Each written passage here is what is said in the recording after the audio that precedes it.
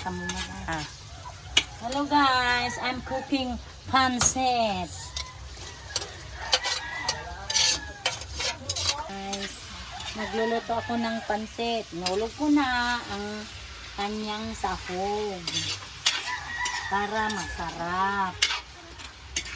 Lutuin ng konti at ilagay yung mga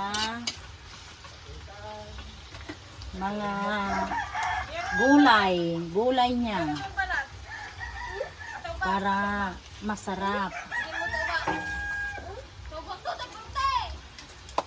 Saka hanggang mamaya, game na tayong kakain.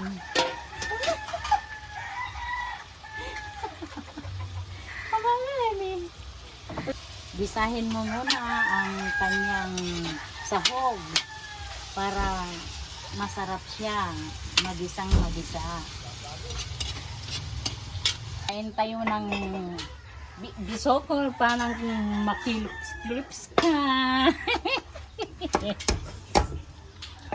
So ngayon mga guys, mare, ihulog ko na yung mga gulay niya. Yun.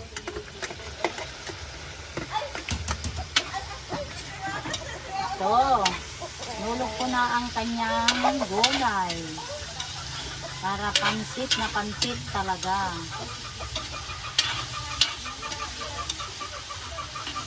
At saka yung isang gulay niya pa na repolyo. Meng, yung repolyo, kunin mo nga dito.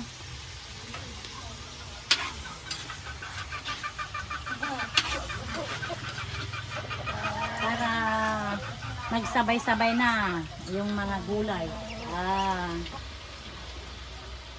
Hulog ko na lahat.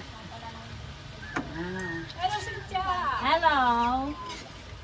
Mother dear. Harating yan, makakahanap ka na ng itim. Oo. Na boyfriend mo rin. Ito. Sinagalit siya sa init. Yan. Ganito ang gumawa ng pansit. Parang pansiteria sa mga dam. Ganito ang buhay sa probinsya. Tingnan mo itong pamangkin ko, ang mukha niya. Oh! Naghahanap kami ng negro. Naghahanap ka doon. Oh! Hi! Tawa na si Mimi. Ay, kalit laingan si Amy.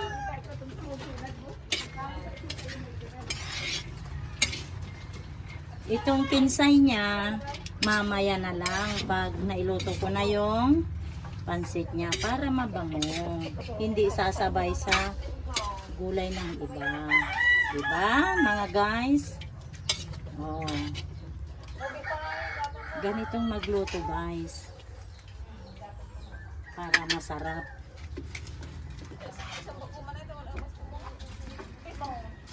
Mamaya ko ihulog yung soy niya. Tsaka bitchin.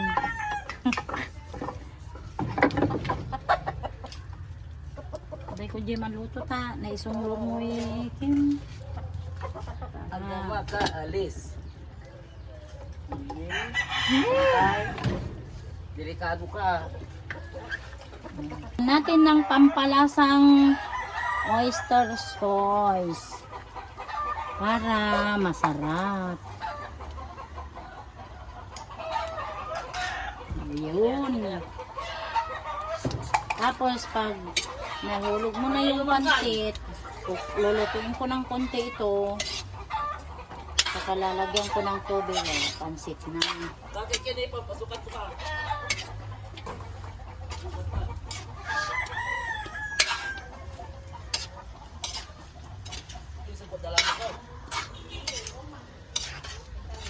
Namimiss ng Kim.